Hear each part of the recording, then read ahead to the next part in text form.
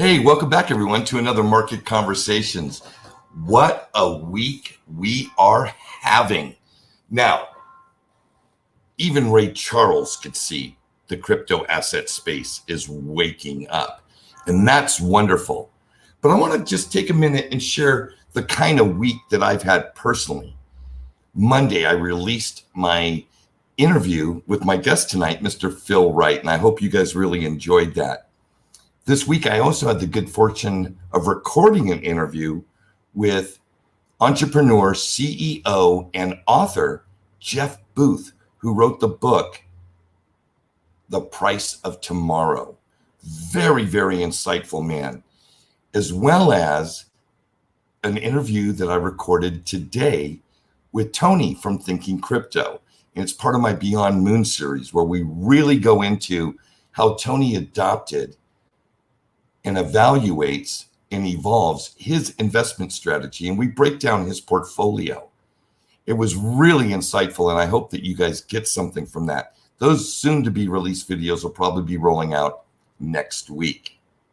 So, one also wonderful little piece of news, many of you know because I'm very transparent about my situation. I've been underwater in my crypto investment for, well, all but one day until today. I have crossed the Rubicon, folks. My portfolio is in the green. And I'll tell you what, I'm kind of glad that I got to spend the last 2.5 years learning, because I don't know if in December of 2018, had this happened, if I would have been prepared emotionally, if I would have been prepared with the skills and the understanding that is going to be needed to handle the wealth that my portfolio is going to generate. I'm not immune from sudden wealth syndrome.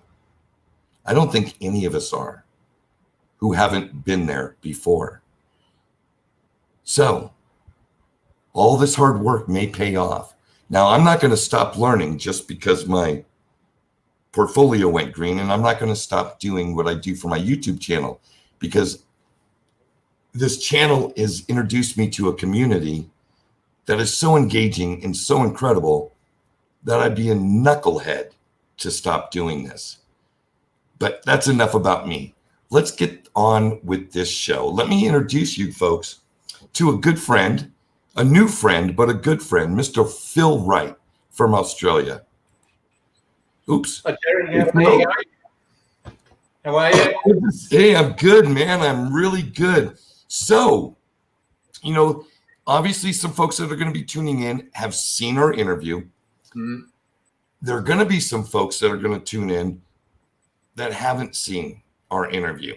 Now, we can refer them back to the video. We don't have to rehash all that wonderful stuff, but some highlights from that video that I want to bring up and talk about are about perspective. And you growing up in Australia and then spending a large portion of your professional career in other countries working and learning, I'd really like to get your take on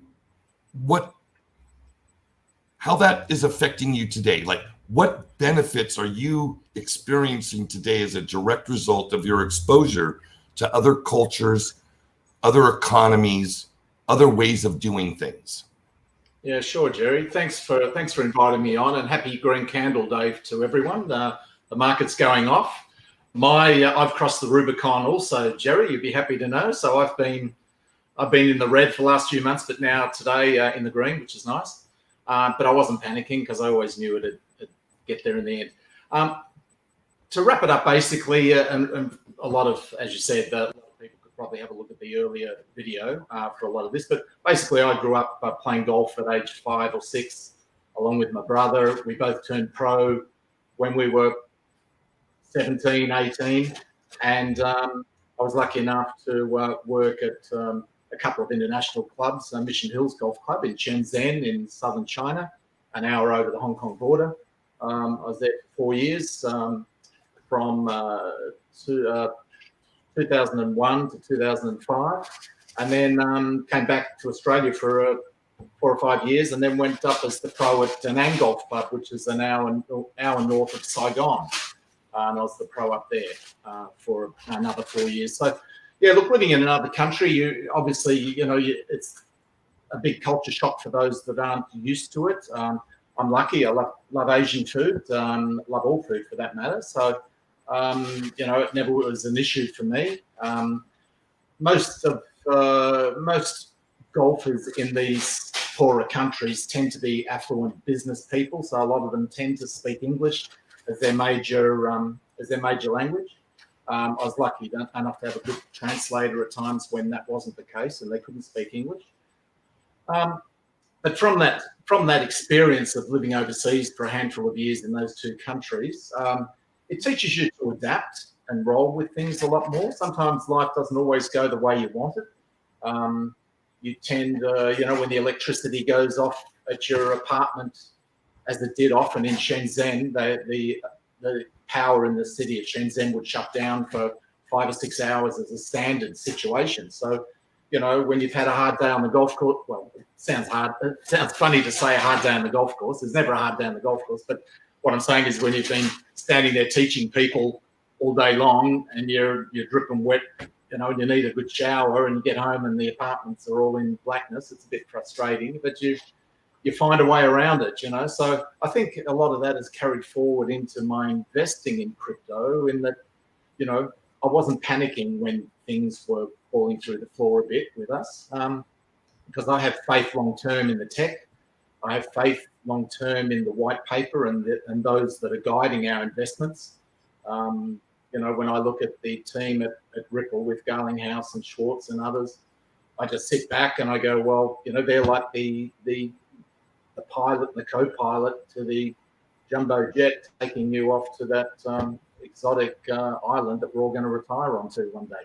So I'm happy to leave there with them and just roll with it. But I think the big thing that I've found over the years is living in other countries, it teaches you to adapt. And you would know yourself living in Costa Rica, things don't always go according to plan, but you learn to work things through. You learn to adapt and move and fit in with others and, roll with it. I'd say probably the number one quality that has increased in the way I am as a human being would be humility.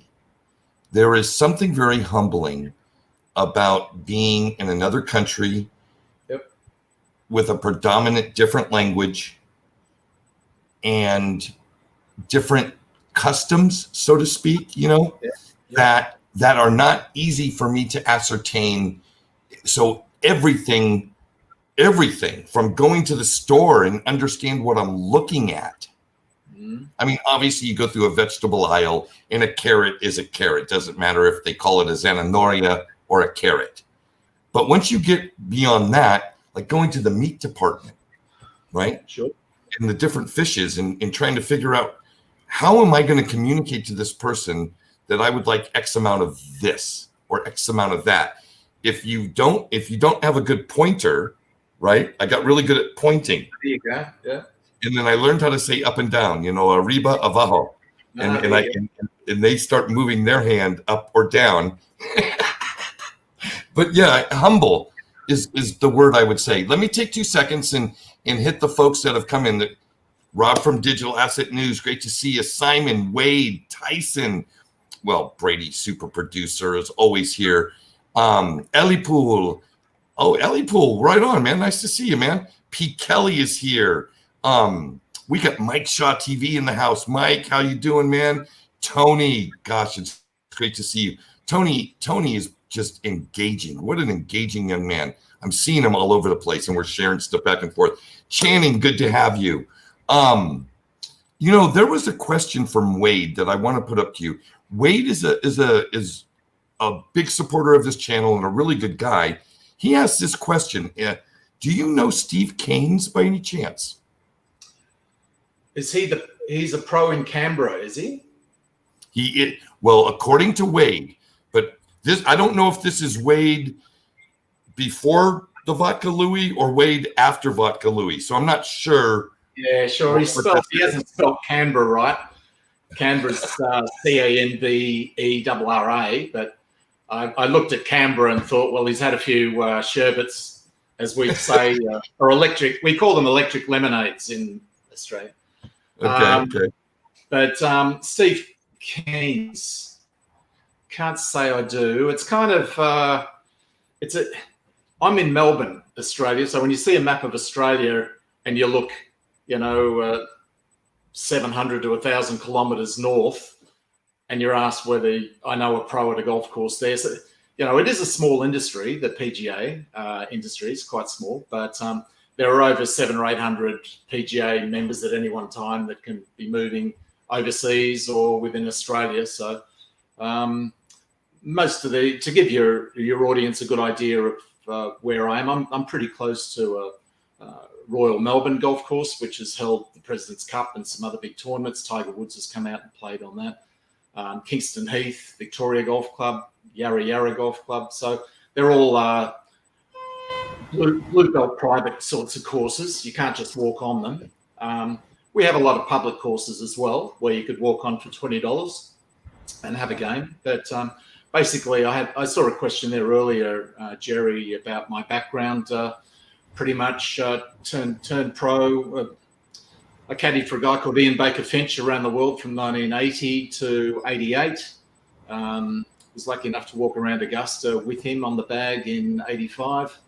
And then got a job back here in Melbourne at a local golf course and was the trainee under the pro there at that course at Dorset Golf Course in Croydon. It was a little public course. And then after 3 years there, in 1990, was the pro at Cheltenham Golf Course in Melbourne South for 11 years. And then from there, after that finished, went on up to Mission Hills in Shenzhen in southern China. So Shenzhen is an hour, Mission Hills is an hour over the Hong Kong border.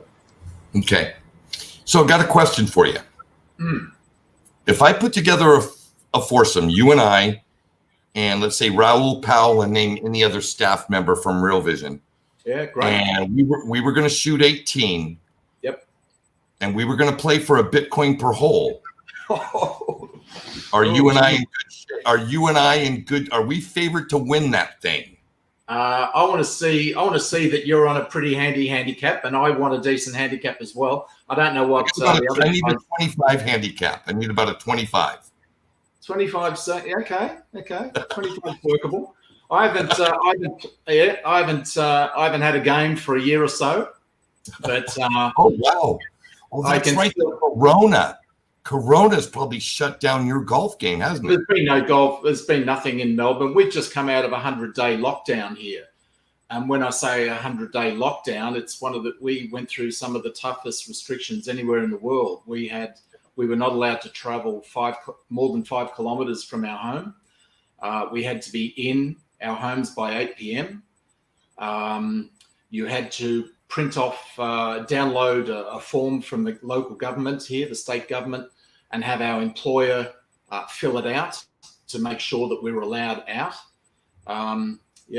Pubs, clubs, restaurants all shut down 100 days. So out of that, in the last 2 weeks, we've had 0 cases. So it's worked pretty well.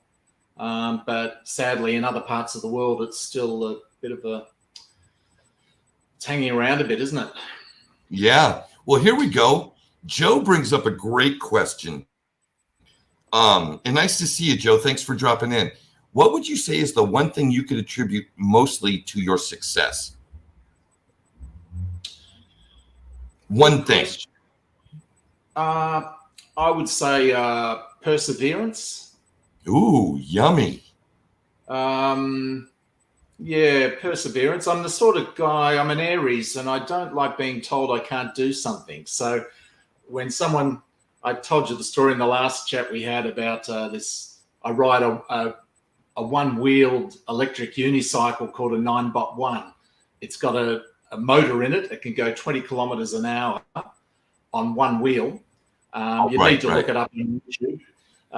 So you're standing on this encased wheel with a pedal on each side going 20k an hour, I had someone, I saw one guy riding it one day, and I just asked him how easy it was to ride, and he goes, "Oh, it's very hard. You wouldn't be able to do it." Well, to say that to an Aries, you're sort of going, right, okay, I think I'm going to give this a go. So I think that comes back to a lot of the golf too. Golf's not an easy game to play, but if you persevere and keep working, it can help you. So I guess in a word, one word that comes to mind for me is perseverance. I don't like quitting. It would have been very easy in the last 2 or 3 years with crypto to just say, look, this is all too hard.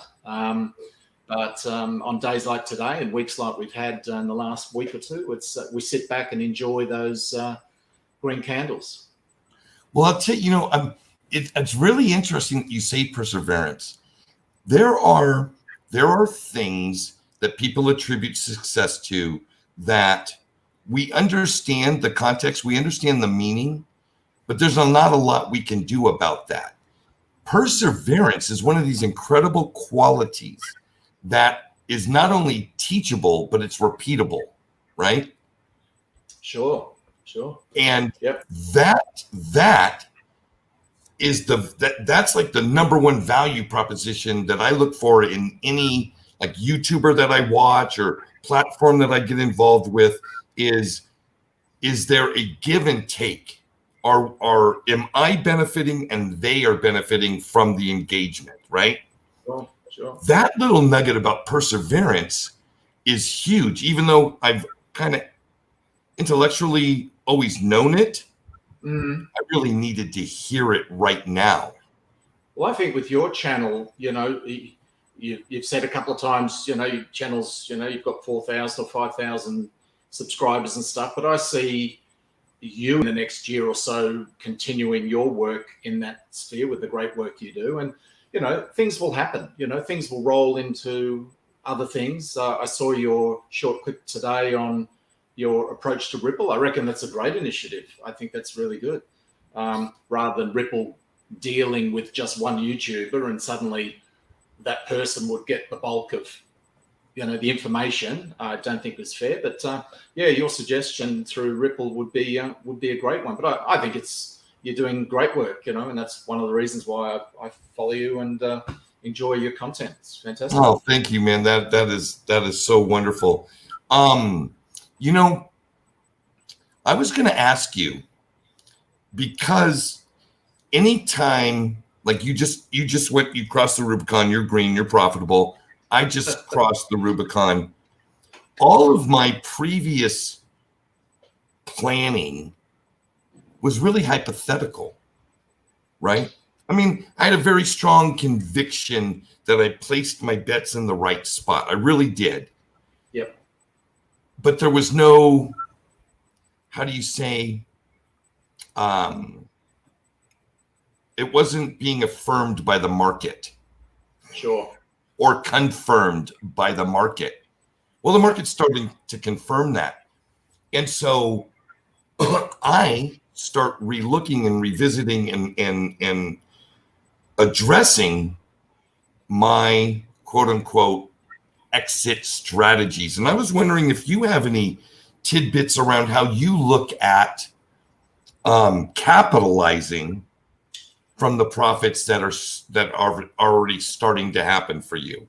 Yeah, sure. Well, for me, XRP is my untouchable. I think at some stage, it's just going to be too big to get out of anytime soon. So, with central banks, and we're talking, a possible stable coin arrangement or possibly Ripple becoming a bank. I mean, I shudder to think if I cashed out of XRP in the next week or so and took a little bit out, what would happen? And it happened before in 2010. I think I mentioned in the last video there in 2010, January 2010, Bitcoin was 8 cents. So $100 of it would be worth more than 22 million today. So yeah, my XRP is untouchable. But I've got a number of others that I keep a close watch on, but I tend to be in it, Jerry, more for the long term. I've got 2 or 3 there that maybe, I'd be looking to get to a certain point and cash out. When in 2017, 2018, I was mainly into Bitcoin back then, hadn't fully discovered the beauty of XRP. But I distinctly remember those days where we were getting green candles just shooting, one way, and every 10 or 15 minutes I'd look at my phone and see, 5,000 up, another 5,000 up. There's 4,000 up, another 5,000 up, and I got to a point where I became a bit of a deer in the headlights. I couldn't. I was seeing these telephone numbers, and I'm going, Jesus, what am I going to do? Like, who do I? And I'm thinking, well, what's stopping it? And you had people on YouTube saying it could go to anything. And I'm thinking, well, it's only 20 grand. Like, geez, it could go higher than that. It could go, So I didn't have an exit strategy for Bitcoin at that stage. In hindsight, I probably should have, because it dropped quite a bit through January and February, I think. It lost quite a bit. But look, I was in Bitcoin long term. So to me, I had people say, gee, you should have cashed out a bit. But to me, it was not, a handful of thousand to me right now is not going to change my life much. When I want to, in 5 or 10 years time, if you've got your ducks in a row, things should be looking okay. So I'm not the sort of guy that will, just buy and then have it at the exchange to sell, and then buy it back again and put it on the exchange to sell. I tend to just sit and watch what happens. But in saying that, there's things like, Tezos is a good one I like. I've got an amount of that I'm willing to sort of move on. AGI, I think, is one I told you, the artificial general intelligence. It was up about 13% today. Ben Goertzel, I don't know whether you've had a chance to talk to see his video with Joe Rogan, but it was quite good. It got me into artificial intelligence, which I think is going to play a big part in the future. There's those sorts of ones that I'm willing to kind of sacrifice a bit of for profits, but XRP to me is just one, and VET and Cardano. Those three for me are kind of my pillars. Sort of untouchable. I don't like getting rid of them because I know what's going to happen in the future. I don't want to miss it. I hear you. I've been trying to better understand the market, right? This has nothing to me. I don't, by saying this, I'm not saying I think the market's right or wrong. That isn't at all where I'm coming from. I'm just trying to understand the market. And as I see it right now, and I could be wrong, but it would appear to me that we are nowhere near the dynamics in the marketplace that were present in 2017.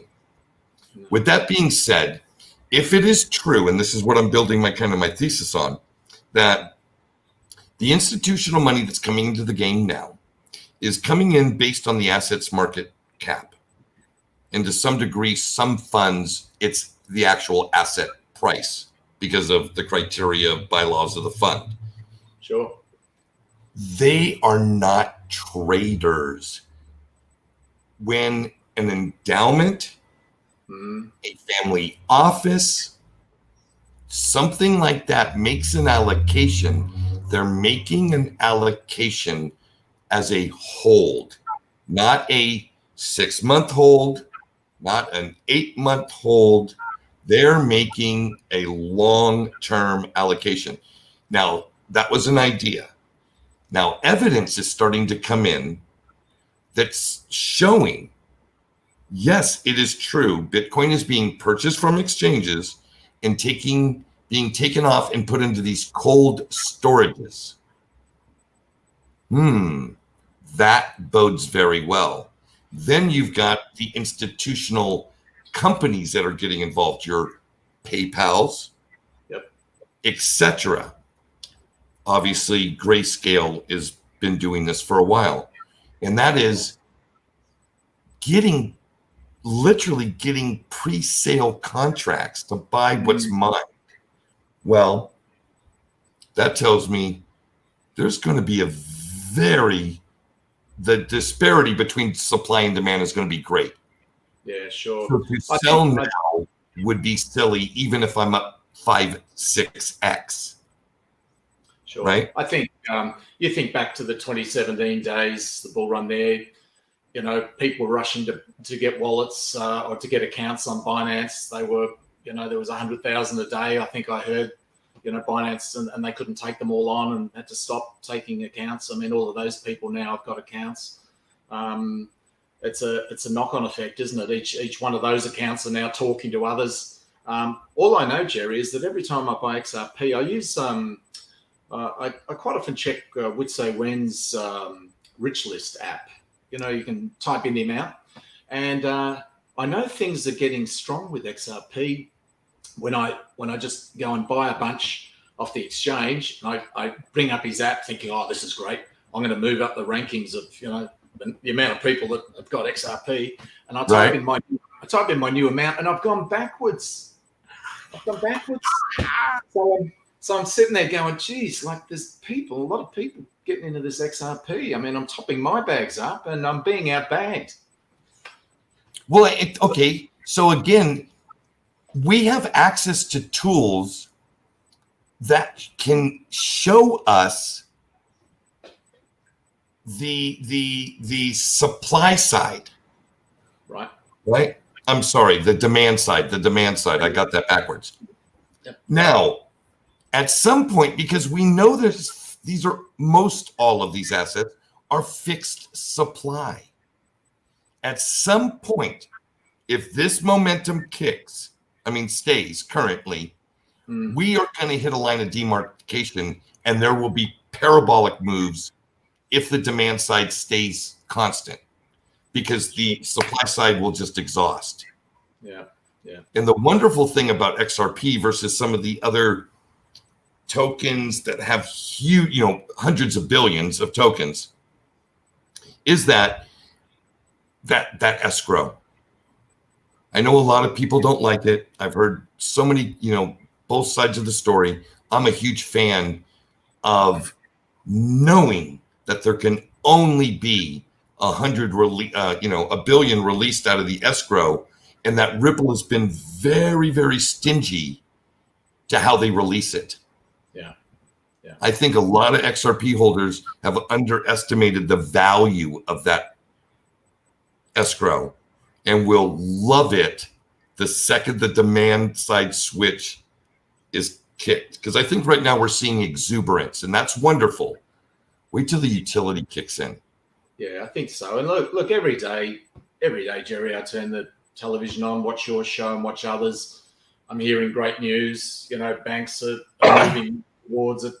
A CBDC, you sit back and go, well, how is this bank going to communicate its CBDC to this bank? And how's that going to communicate to this bank? And, to me, it just seems like a no-brainer. It's kind of like they kind of know the answer, but they're not at liberty due to legislative,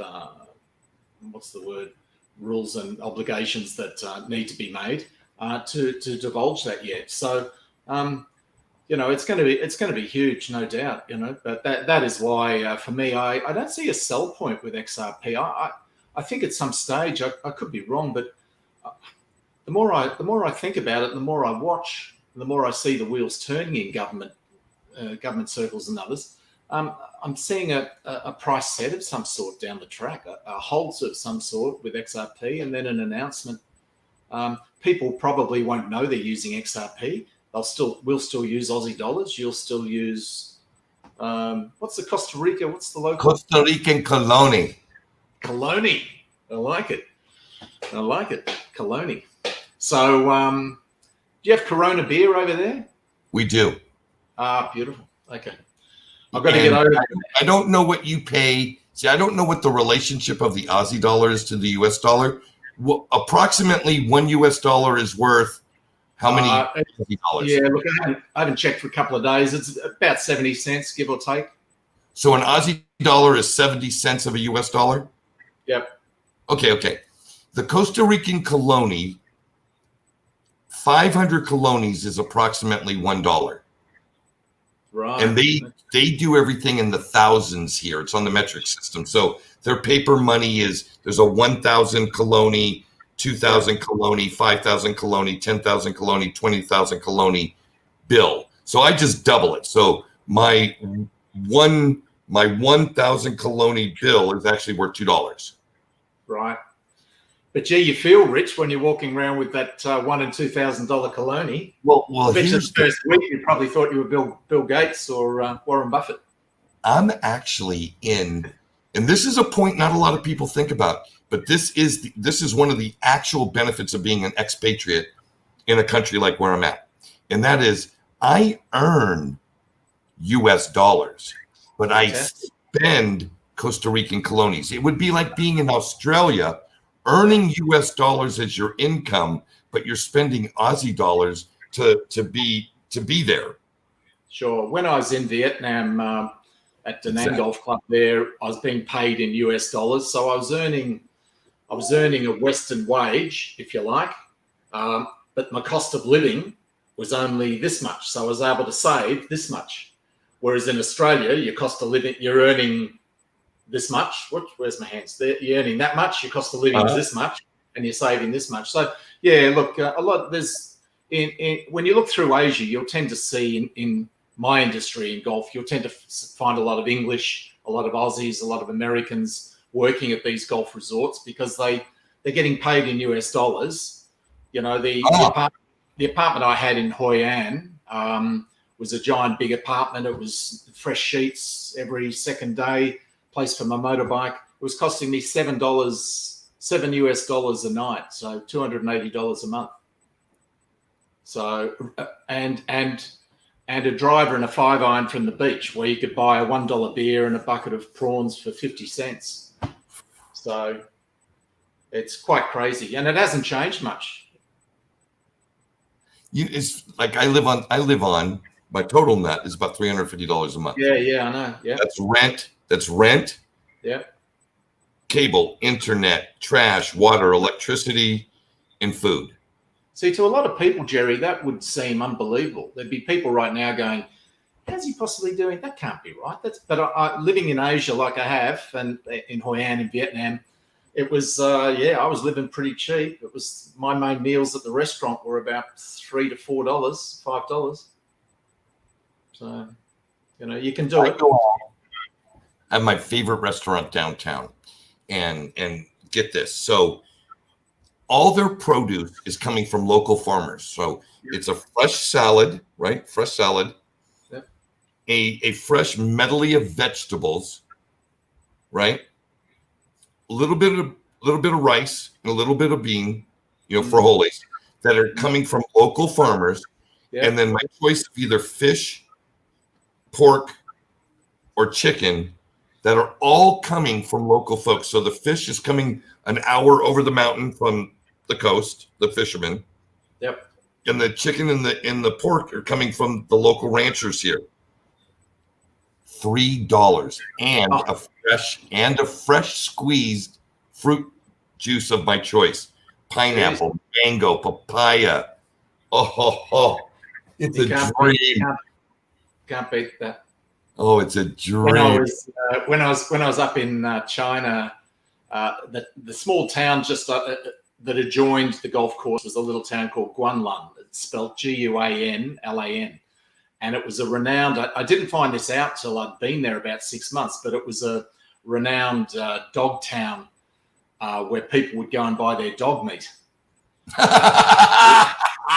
So here I was. Get you some labradoodle. Here I was chowing down on what I thought was like, I asked for steak. I'm sure they gave me steak. It tasted kind of steaky with all the sauce on it. But after the 6 months, they told me about this story. And from then on, for the next 5 years I was there, it was white meat only, mate. It was fish or chicken. Well, I'll tell you, I mean, I don't know how I would react walking into a restaurant and it's like, what are your choices? Okay, labradoodle, Chihuahua. The Chihuahua's a little stringy tonight, Jerry. You might want to go with the labradoodle.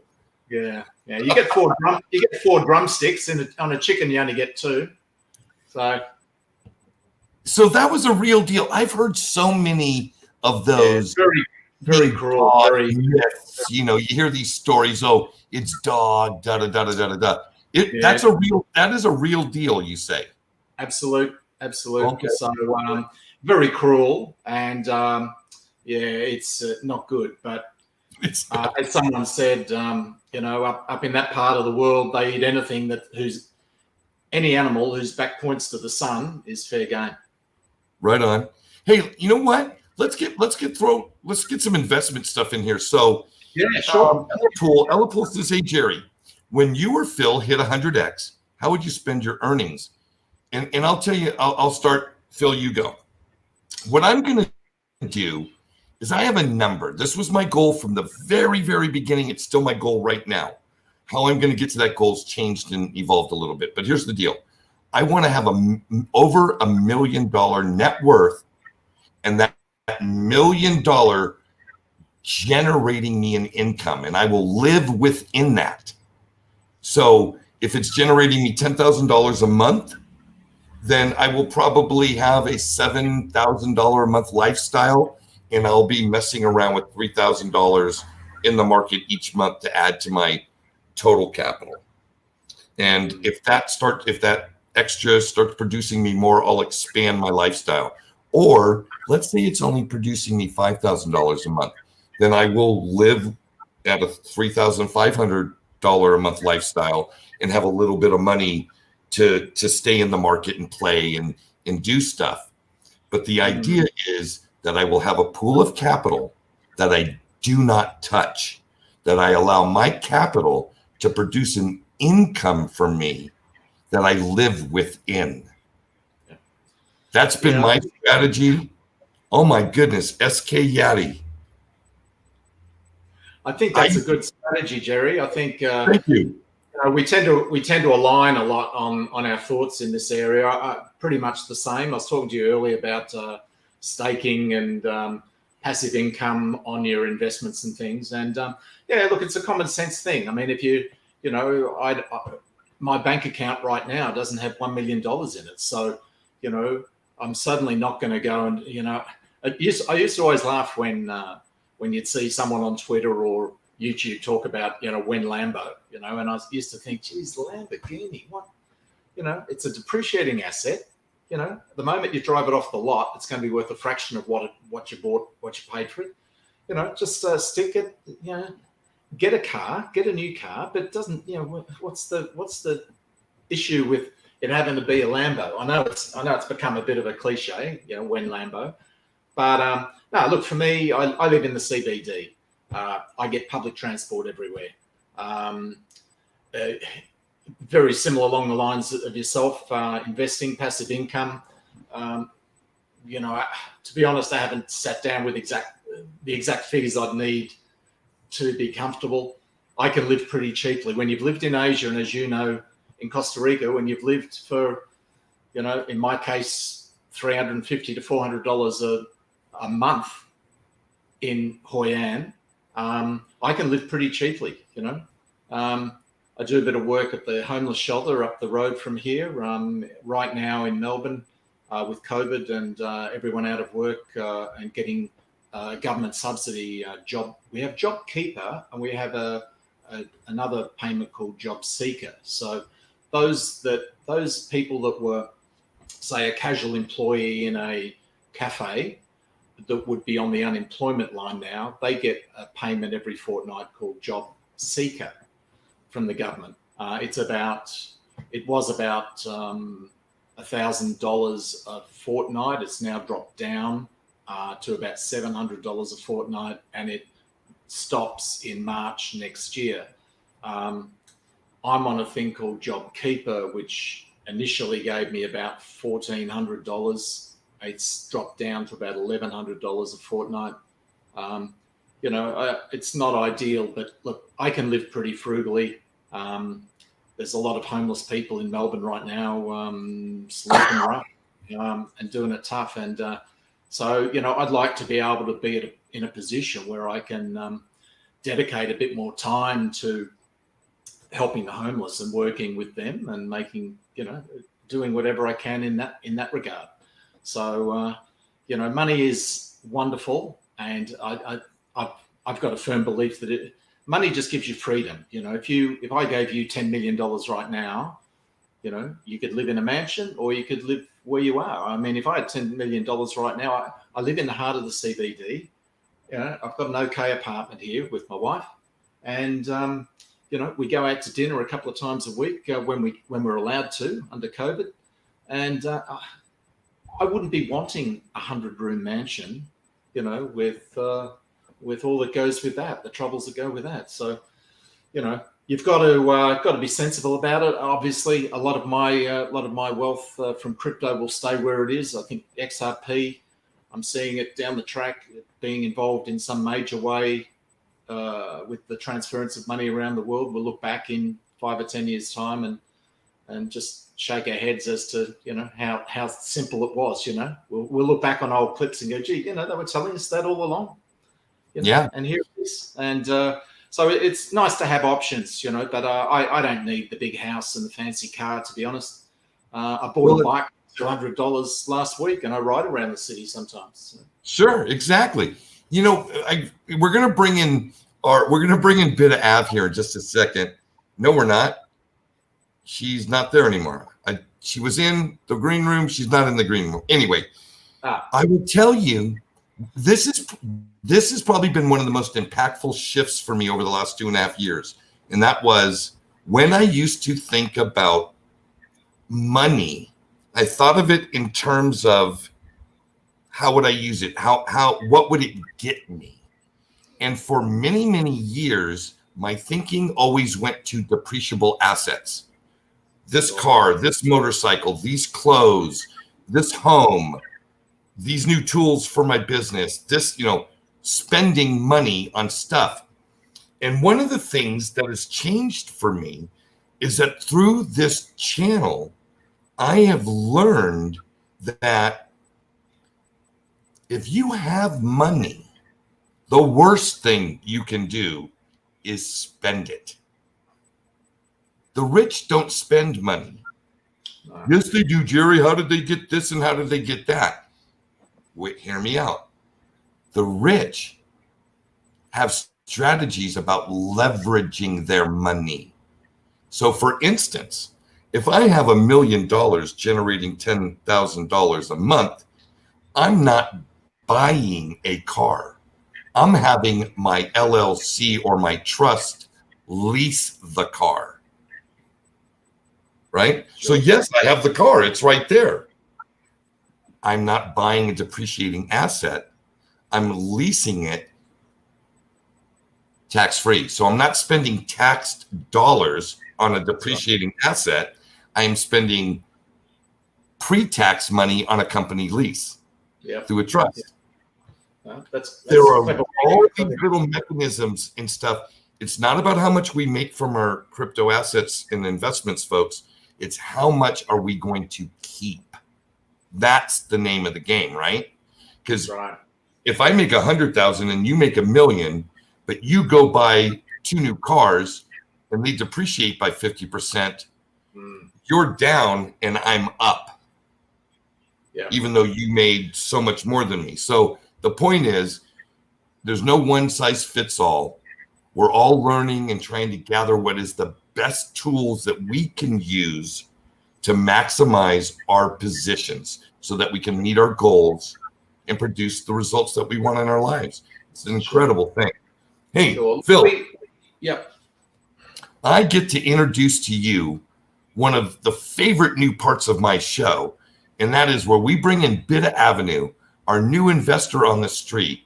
She brings that fresh, you know, youthful, energetic approach to learning about investing that you and I kind of took for granted when we were young and virile. Bida, how nice to see you. Happy Friday, everybody. Hello. Happy Green Candles Day to you. Woohoo. How are you guys doing? We're doing well, or I'm doing well. Yeah. That's good. Oh, great. It's been a great day for me because I was off today, so I'm a lot more relaxed, as you can see. I literally just, got out of my pajamas just so I can look decent. Oh, come on. We know that that's just a nice shirt. You did your hair. You're still wearing your pajama bottoms and you have your little fluffy sandals on, right? You know it. So, hey, Oh. what kind of cool little investment questions have you come up for us this week? Well, I had a specific question for Phil. As far as when you're a professional athlete, do you consider your talent as like a business? I've always been curious about that with professional athletes. Do you run your earnings as like a business or as an investment? Like, how do you look at that? Yeah, sure. The thing with a lot of sports people, who, in my case, golf, I started playing golf with my brother and my father when we were 5 and 6 years of age. So we grew up not knowing anything other than just going to a golf course and playing. And I played a little bit of Australian rules football and basketball and a few other things, but golf was where I kind of headed, my brother and I. My brother is a pro also. He's a pro in Hanoi, at the top of Vietnam there. But as an amateur, what's the easiest way to say it? As an amateur, you play for the love of the game. There's no money in it. You play because you love it. You hit balls of a nighttime till your hands bleed. You just love the game and you grew up playing it, and that's it. Turning pro from there was a natural movement. From you get to a certain point as an amateur where you have a decision to make. You either go and get a job outside of golf or in a golf shop, or you take the plunge and you can turn pro two ways. You can either do a 3-year apprenticeship at a golf course. So a golf pro will have an apprentice there, a young kid that might be a good player, teaches him sort of how to teach, how to stock the shop, how to work with committees and things. Or you can go to the tour school, and that's what my brother did. You put up $1,000 a year to earn your tour card. There might be 1,000 players teed up at the tour school, and the top 100 might get their players card, and they're allowed to go and play for the money. The problem is when you get to a point where you lose your amateur status and you're in the pro game, either on the golf course or in a golf shop or teaching on the practice fairway, you kind of lose your love of the game a little bit because you're around it so much. You never get a break from it. My mates, when I turned pro, my mates who I grew up playing with weren't able to play with me anymore because they were amateurs. They were playing in club competitions. I'd stepped away from that. So I was now in the golf business, so to speak. So, you get paid like you normally would in any job. But for me, if anything, I've kind of slightly lost the love that I had when I was a kid playing in it. And when XRP and our crypto does its thing in the next foreseeable future or close to, I hope to get back that love that I had of the game, and get back on the course. And, yeah, so sorry to be too ongoing there with that, but yeah. So I've always kind of felt like pro athletes take their approach as like a business. They treat it like a business. So I've always just been curious about it. Yeah, sure. It is a business. It's you're required. My job at the golf club when I was working at the golf club there in Melbourne was to wake up in the summertime at 5:30 in the morning for a 6:30 tee off, and you're locking the door at 9 o'clock at night. There were 15-hour days, 90-hour weeks, 1 week off a year holidays. So there was one broken marriage in that. So yeah, it came at a cost. It's a two-edged sword. I got into the game because I loved it, but in another cruel twist of fate, by loving the game and turning pro and doing something you thought you'd always want to do, there's costs involved in that as well. So yeah. I have a little story. I was never a pro athlete, but you want to hear this quick story? I thought it was one of the most interesting things ever. This was 20 years ago. I took a girl I was dating to a San Francisco Giants baseball game, and we got there really early. And we got in, and we got to see the teams practicing ahead of time. Well, one of her favorite players was Matt Williams, this third baseman. And we were like the only people around. It wasn't like 100 people. was just really us. We were like, hey, Matt, hey, can we get an autograph? Can we get an autograph? And he was a real asshole. And he looked over, he says, I'm working. Jeez. The game went on, the game finished. Matt came over and said, hey. And we came down to the rail. And Matt took off his hat. He took out a Sharpie and he signed it. He says, hey, I didn't mean to sound like an asshole, but these guys are paying millions of dollars to perform, and I need to have all the time to get ready so I can give my very best. I hope you guys understand. Wow. And I went, there was an element of it that I went, wow, I never took that into consideration because I play ball. I mean, I never got paid for it, but I played. And if somebody asked me for an autograph, I'd be more than happy to give it to them. Heck, during the game, I'd walk over and give them an autograph if they asked. Well, his life depended on it. What cryptos do you hold? What are your main holdings there, Beta? Have you got a top 2 or 3? Sorry to put the question back on you. I know you're asking. Do you have a top 4 or 5 that you follow? I do. So I originally started with XRP. So I have XRP. Not a huge bag that's gonna, change the world or anything like that for me, but enough that my feet is wet and that I'm at least following what's going on. So I got XRP, XLM, ADA, VET, Algo, VeChain, which is VET, and Chainlink, and of course, Bitcoin, but that's kind of like the base. So we always forget about it because it's kind of like, it's there. That's good. That's good. Yeah. You got some good ones. It's a wonderful bag. Yeah, you got some good ones there. A little bit of everything. I was going to tell you, since about, well, Bita, how long have you been coming on the show? 2 months, 3 months? About, yes. Yeah, something like that. So for a long time, I've been advocating Bitcoin, Ethereum, not downplaying or saying don't invest in other things, but I was saying invest. This is where the money's going to go. The majority of the money coming into this market is going to go Bitcoin, Ethereum. And I've held that stance. And I realize I haven't told anybody I've shifted my strategy. I'm no longer investing in Bitcoin. I'm not selling. I'm no longer investing. And I'm taking new money. It's going into Ethereum. It's going into XRP, VET.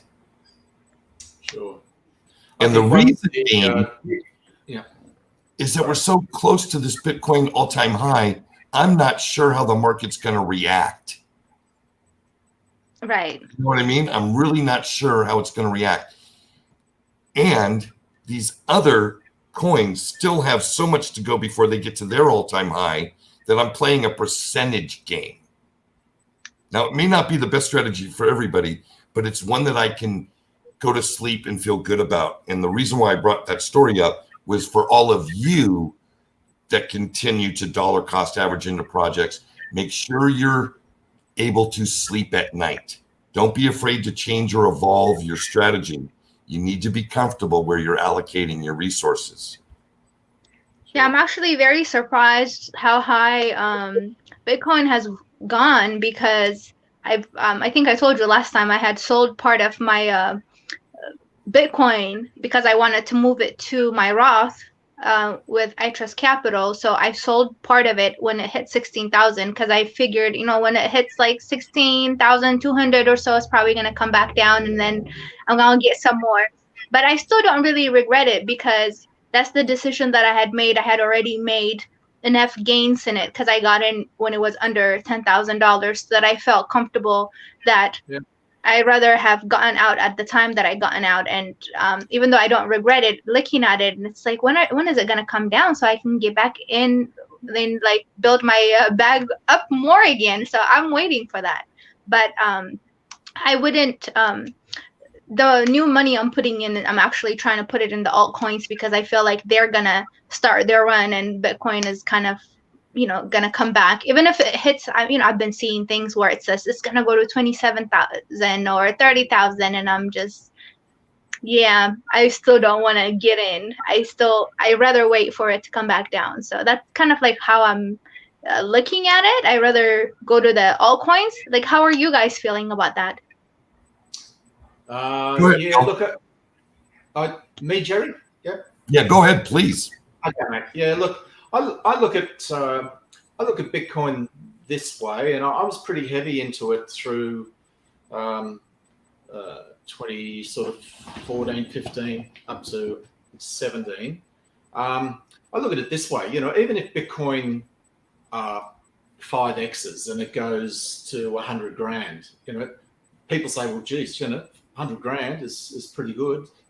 But it's 5x. I'm not being mean spirited on that. 5x would be great, and 100 grand would be great. But I see many altcoins that if you put that money that you're going to invest in Bitcoin into something, like VET or Cardano or Algo, or many of the others, put that money into those coins, you're going to see bigger gains than 5x. Mm.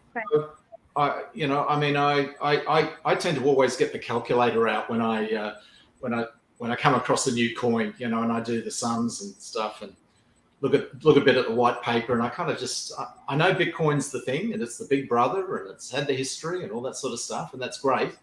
But I do see an issue with down the track the way this great reset, they're calling it already, is going to happen, in the way green restrictions are going to happen to the world as a result of what the UN and other bodies are trying to push. I do see an issue with Bitcoin down the track, and the issue with it also being 51 or 52% Chinese. So it's with what's happening with the US and China right now. So I'm a bit balky at that. Whereas XRP is it's a US company. They've talked about moving elsewhere, but I don't think they will.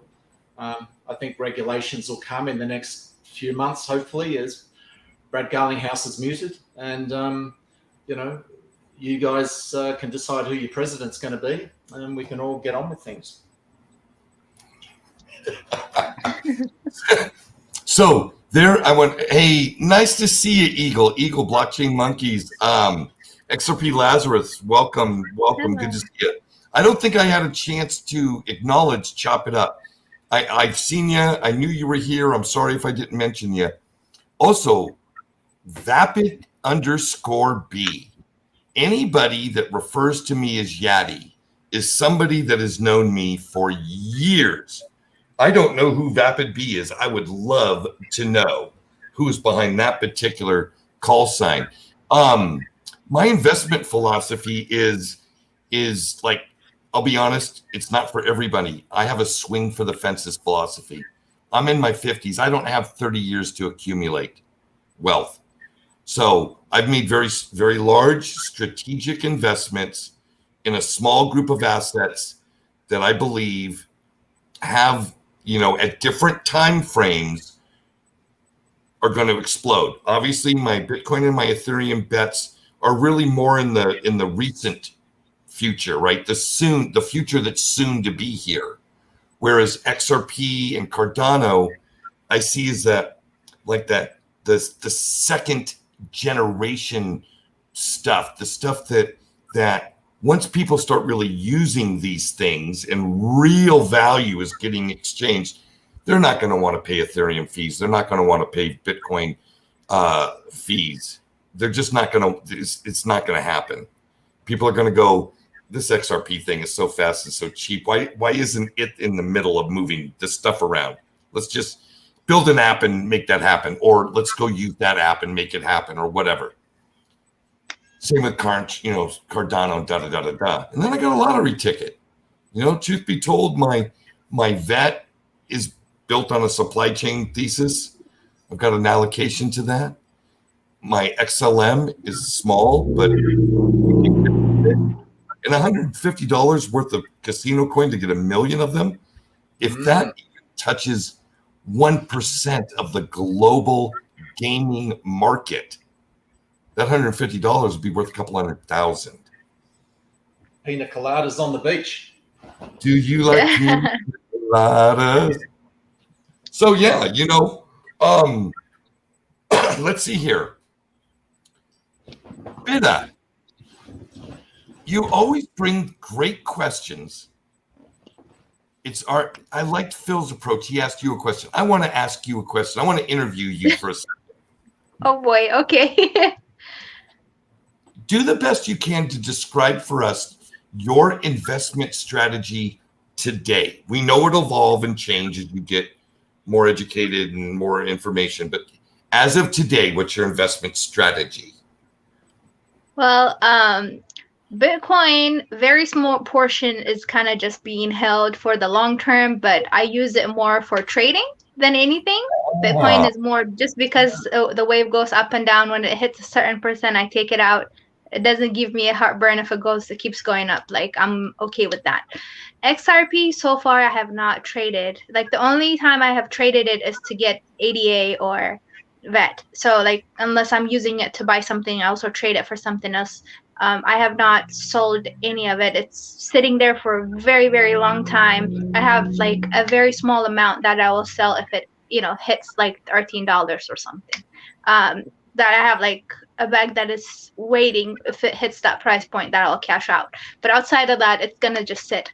My ADA is, as you know, as you've helped me, is sitting getting staked, so I'm getting percentage, and then so the rest of the VET and the Algo and I've traded the Algo and Chainlink a few times because it kind of went up and down, so I've used it to trade, but my VeChain and the other ones, I'm just gonna stake them and just get percentage, and they're just hanging out.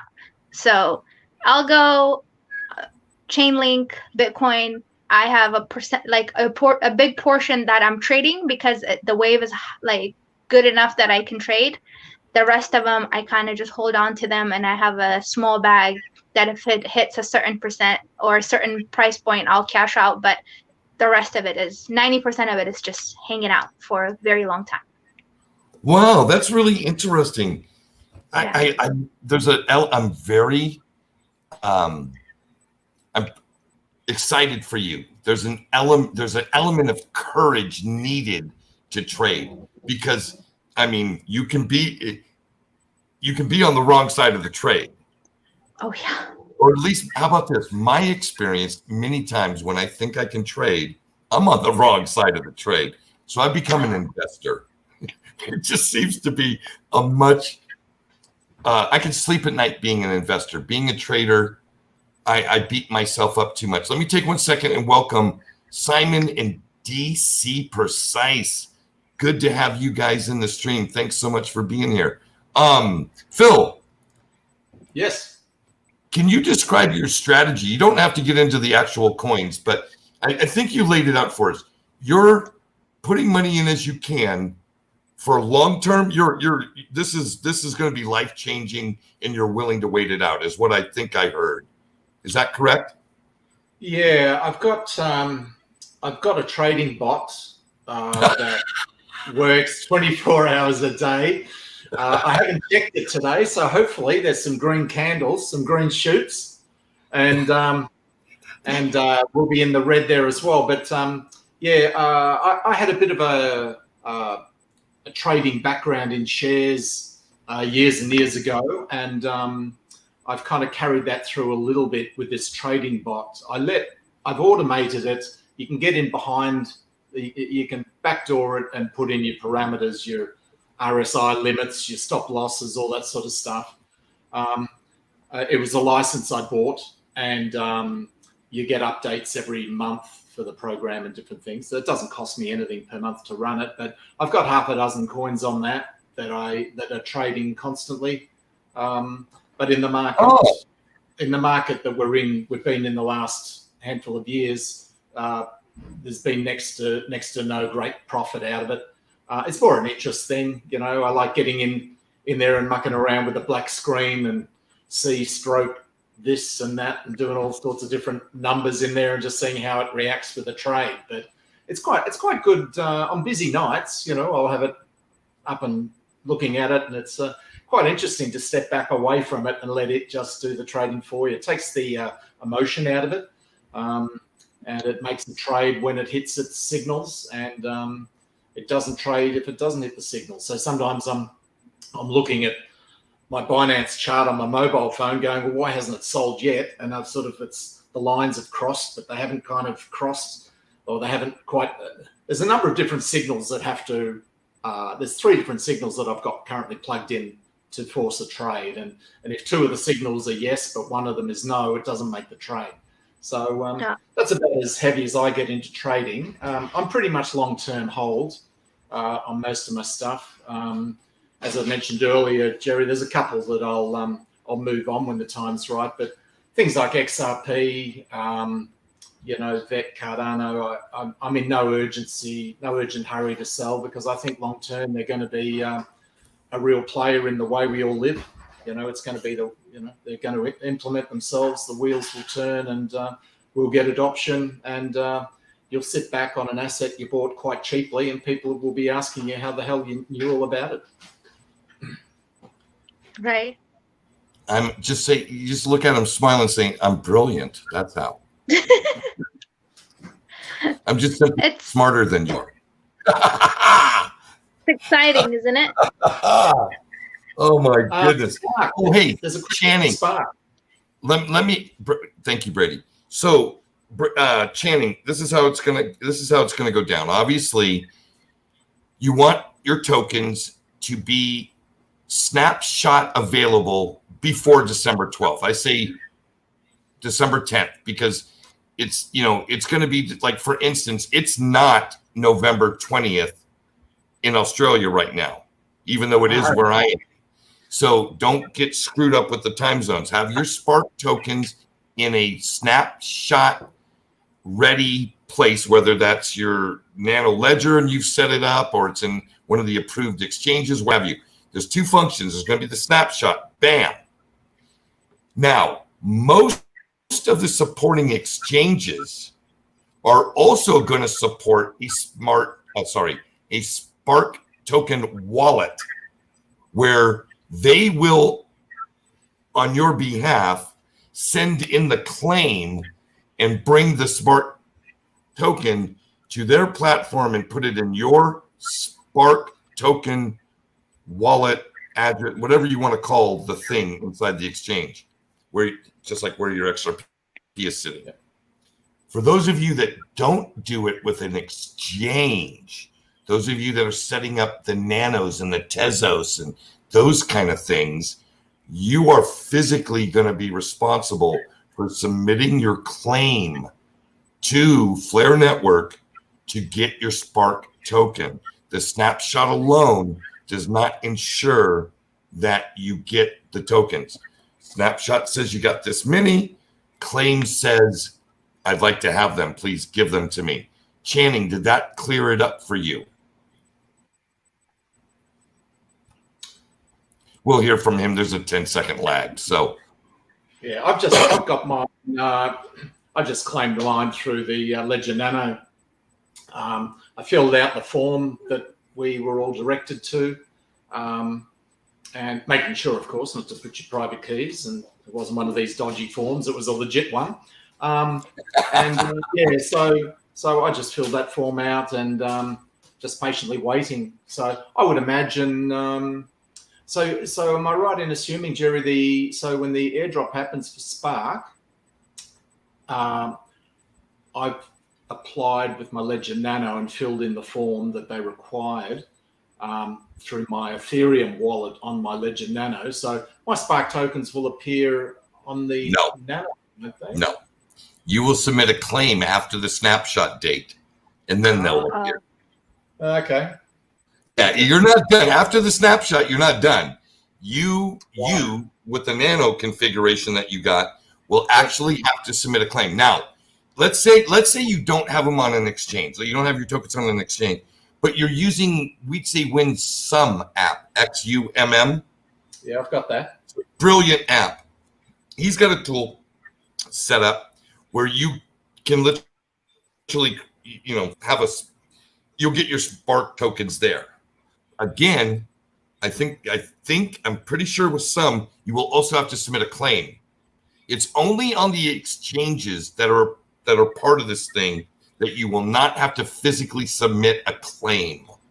See, Right. airdrop infers that they do it for you. They just send it to you. Yeah. How it used to be in the past with airdrops. If you had the base token address, the airdrops would just come. Didn't have to do anything. They just came. This is not happening that way. You have Right. to physically in that. Okay. So once the airdrop happens, it should be a pretty simple process, I'd say, to make your claim and then move the coins across. If you've done everything else correctly, I'd imagine the claiming process should be pretty simple. Oh, what's up with I made a big mistake. I'm sorry, Channing. I read this wrong. What's up with Flare Finance? They're saying they're releasing. I have no idea what Flare Finance is. Never heard of it. Channing, you're breaking news right here on this channel right now. Beep, beep, beep, beep, Yeah. beep, beep. This just in. Flare Finance announces you can leverage your Spark token 100 to 1. Well, those DeFi finance coins right now, some of them are just gone ballistic. You know that Y finance, Y earn, is that the one? Yearn? I don't know. I stay so far away. I want nothing to do with that. Yeah, I don't know Lend? about Yearn's up around. Are you talking about the Lend one? Sorry? Are you talking about the Lend one? There's another one that just everybody's talking about. That's Lend. Yeah, there's a Lend. Unilend or something like If you look on CoinMarketCap for YFI, it's Yearn Finance, Yearn Finance, and it opened. You'd have to look it up. I think a mate of mine was telling me about it 12 months ago. It was running at $3. I think if you look it up today, it's about $35,000. This coin per coin. per coin, bigger than Bitcoin. $26,038.70 as of right now. There you go. Wi-Fi. Yeah. They reckon it's going to it could go to $1 million, but really, coulda, woulda, shoulda. I mean, really, where does it all go? I mean, I can't. What is its value proposition? Really? Don't know. Decentralized Exactly. I don't finance. know either. And if I can't define a value proposition, it's not an investable asset for me. You know, I never got into BitConnect because I could not define a value proposition. The only thing I saw was I put my money in and I need 5 people to put their money in behind me before I get money. That sounds so multi-level marketing to me. Sounds like, no, I don't want to. No, I'm good. I'm out. Yeah. If you're doing those projects, you have to get in and out and just get your earning, like get your percentage and just get out. You can't be there for too long, right? Because you don't know what's gonna happen. Because within a week, things are just shooting up within a week, and then you don't know where it's going. So I think it's more if you have the stomach to trade. Those are the fun ones to like go and trade and get out. Yeah, trading's one thing. That's legit. This BitConnect. I don't know whether you're around during BitConnect. Trading. Yeah. It was Cowboy City. It was just people piling in, and I did all right out of it. My wife put some money in, and she lost a little bit, but it was pretty scary stuff. It's schemes like that aren't around anymore. They get shut down pretty quick. There was another thing called Davor Coin, DAVOR, that came on the scene soon after BitConnect. Same modus operandi. You put in, $5,000 and you get 1% a day. If you lock your money in for 1 month, 6 months, 12 months, higher interest rates, they get you locking in and then they go broke and you can't get your money out and they run away. So they're not around anymore. They get regulated pretty hard. But trading, yeah, look, hats off to you for your trading. That's good. I don't trade Well, apart from the bot. Yeah. That's yeah, no, absolutely nuts. yeah, but I only trade like things that have been around and are actually legit projects. I don't go looking for the crazy ones. Like I do not have the stomach for it at all. Like I'm more, Bitcoin, Chainlink, I'll go just because I believe they're legit projects that have use case and are great projects, but because their wave is a little more than the other ones, I will, use short-term and long-term trading. I hold a bag for long term, and I also do short term trading, but not like on the crazy other projects that I don't know what's going on. Yeah. Well, I'll tell you, I want to quickly just mention, I want to welcome Lisa. Thanks, Lisa, for coming in. And of course, XRP Holder, thanks for coming into the stream and contributing. I'm probably not the guy, and this is my channel really isn't the channel to dive into the elegant differences of the quote unquote DeFi space. I'm taking a very cautious step back, observe, analyze, learn.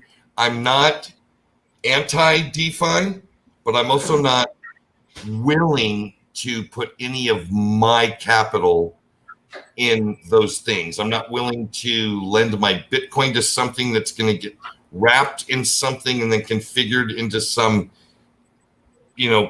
smart contract that I may or may not be able to get out of. I'm not at all clear about all that. So I'm not willing to take that risk.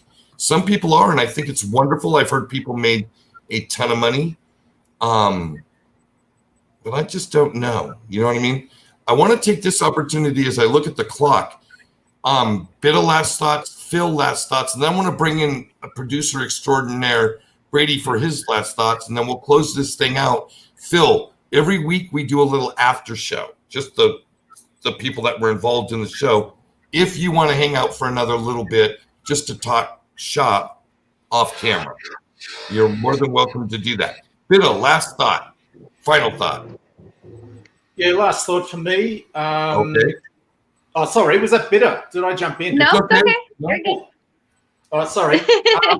Yeah, last thoughts for me. I saw through the week, just wrapping up quickly, Judy Shelton has been knocked back for a Fed position. She was a bit stiff in Aussie terms. There were two of the Republicans that were going to vote for her were locked up with COVID and couldn't get to the vote. So Mitch McConnell voted no, but he did that strategically, I think, so she can be put up again. So that'll be worth watching. The US election, of course, is ongoing, and more will be happening with that, I'm sure, down the track. I think these Dominion voting machines look a bit dodgy as far as us Aussies see, although we're only getting one lot of the story here. We need to get onto obscure YouTube news channels to get a different point of view, but we find them. But yeah, no, good that we're all getting green candles. I think it's been long awaited. We've had 3 or so years of a bear market, but things are looking upward and onward. And once again, it's been a great show, Jerry. And looking forward to hanging around after. Right on. Bitta, talk to me, young lady. Yes. Your final thoughts. Well, I'm off next week, so I'm gonna go have a glass of wine. That's all that's on my mind right now. You deserve it. We know you work hard. You're in a job, keeping a home, taking care of your baby. That is Right. this education. You're always learning. You're watching stuff. You're reading stuff. You're asking questions. You're engaging. It must be tiring being you. It's exhausting. Exhausting. I just want to shut off my brain for a little while. Well, you've earned a glass of wine, young lady. Enjoy. And I'll see you backstage in just a minute. Okay. All right, Brady, let yourself in because I'm not sure which one of these things I should hit.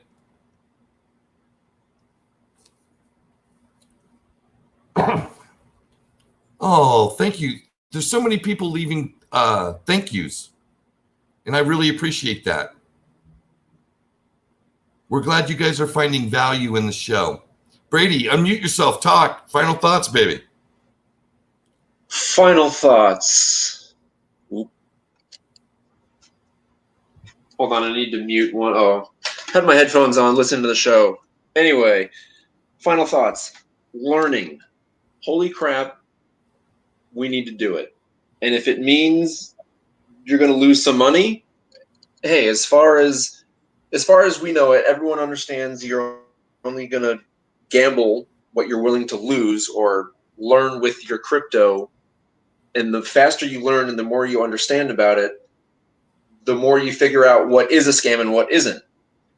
So then you can go and invest in projects that actually make sense, or projects that from an investor standpoint might have a better return than just buying Bitcoin and holding it. You know, those are the people that are going to build the future economy, because we're trying to get the value out of these digital things while everyone else might just be, you know, price ramping and just getting excited about nominal value. And I think we're going to be here and we're going to build the actual value. And I think I'm with the smartest group of people possible. So that's my final thought. And take it away, Jerry. Right on. Well, folks, I'll take my final thought. Really, my thought at the end of these shows usually always comes from a place of gratitude. I learned stuff, and you know, so many of you are, the engagement is incredible. Thank you. Continue to engage. We welcome that. I become a better investor as a result of it, and I hope that you do too. And you folks are great. You know, my channel has never been about directing you to this coin or that coin. It's always been about, let's think about this principle, right? Let's learn about things that we can add into our toolbox that make us better investors so that we can produce better outcomes.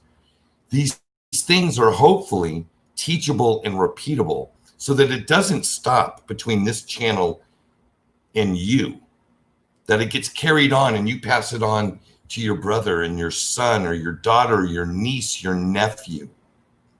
Here's the thing. We've all come together because we're searching for answers. Like yourself, I wasn't taught financial literacy in my public school, in my community college, or even in my for-profit university that I paid a healthy penny to go to. I wasn't taught how to create wealth or view things through lenses of the investor mindset. I was taught and encouraged to consume and take on debt, to become part of the economy, to welcome inflation. Well, folks, you know what? Those old tricks worked great when the Reagan administration was rolling out the trickle-down economics. But guess what? The whole monetary policy of let's feed the rich and let them disperse it through their corporations and their new business startups, and it'll work its way through the entire population and everybody will prosper. Guess what? That hasn't produced results. I'm just a realist. I'm not political. I'm just looking at the facts. Well, guess what? This digital asset space presents an opportunity for all of us to get in before the fat cats, before the big corporations. We have an opportunity to sit in their seat, to wear their shoes for a few miles. And it behooves us to make the most of it. I don't know if there'll ever be another innovative cycle like this again. I think we got a couple of years before this gets really mass adopted. But then after that, I don't know. So this is the time to make hay. Place your bets. Add to the ones that you strongly are convicted that they're going to be winners. And then plan capital utilization after the fact. But learn about those things now. Learn about trusts. Learn about LLCs. Learn about taxes. These are all going to be important things to understand when it comes to dealing with the wealth that we're going to accumulate.